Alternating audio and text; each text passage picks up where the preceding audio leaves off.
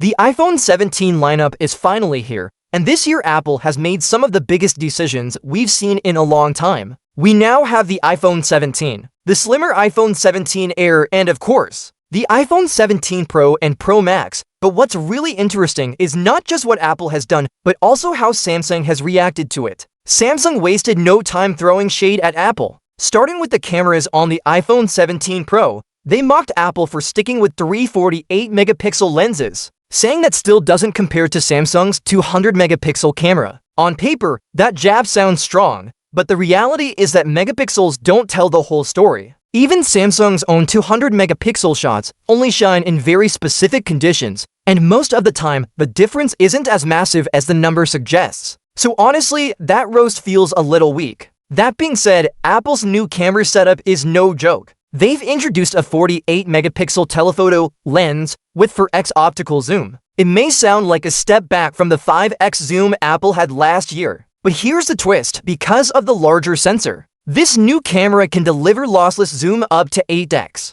and then extend digitally all the way to 40x with Apple's image processing. This could actually rival or even outperform Samsung's S25 Ultra Zoom. The next jab from Samsung was about foldables. And let's be fair, this one stings a little. Apple still hasn't stepped into the foldable market, while Samsung has been pushing foldable phones for years. No matter how good a slab phone is, it's still a slab phone. Foldables offer something fresh and fun that Apple simply doesn't match right now. On that point, Samsung's roast lands. Samsung also poked fun at Apple for taking so long to bring features like live translation and sleep score tracking. Apple is indeed late here. Samsung had live translation back with the Galaxy S24, and sleep score came to their devices years ago. And yes, Samsung even pulled in a cheeky MKBHD tweet saying, "Actual innovation is greater than hype." That's classic Samsung marketing. But while Samsung is roasting, Apple is quietly making some major plays. And ironically, the least flashy iPhone of the lineup might be the most dangerous one for Samsung. The regular iPhone 17. At first glance, it doesn't look that different,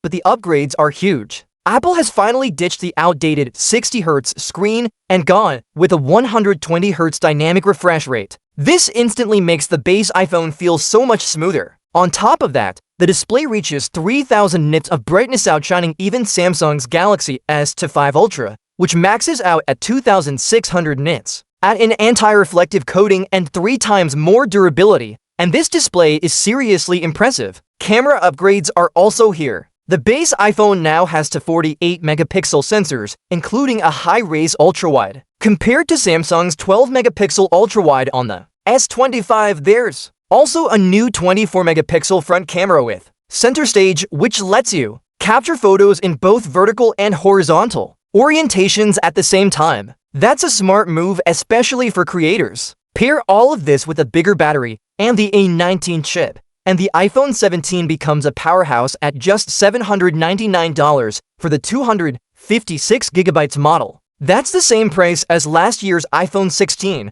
making it an absolute threat in the smartphone market. Now, let's talk about the iPhone 17 Air. This is Apple's thinnest phone ever at just 5.6 millimeters, and design-wise, it's stunning. The entire computing system basically lives inside the camera bump, but thinness comes with trade-offs. The Air only has a single camera, the battery is very slim, and Apple is already pushing a battery pack alongside it, which raises doubts about all-day battery life. It does have the A19 Pro chip, but it won't match the power of the Pro models due to thermal limitations. And at a price of $1,000, it feels like a risky purchase. Beautiful? Yes. Practical? That's questionable. Finally, we get to the iPhone 17 Pro and Pro Max. These are the ultimate performance machines. Running on the A19 Pro chip, which Apple claims is the fastest smartphone processor available right now. Battery life is also a highlight, with the SM models offering the largest capacity yet. And of course, the Pro models benefit from the new 48-megapixel zoom lens,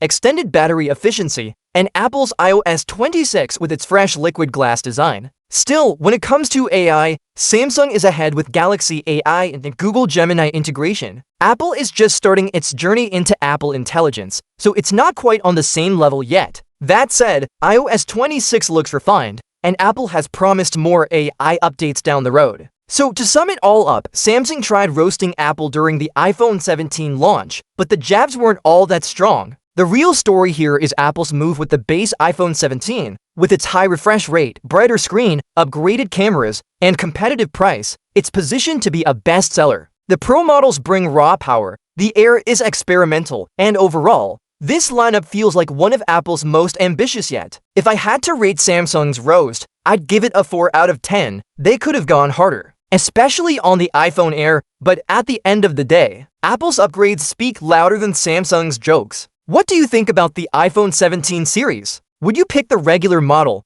go all in with the Pro, or try the super slim Air? Share your thoughts in the comments below.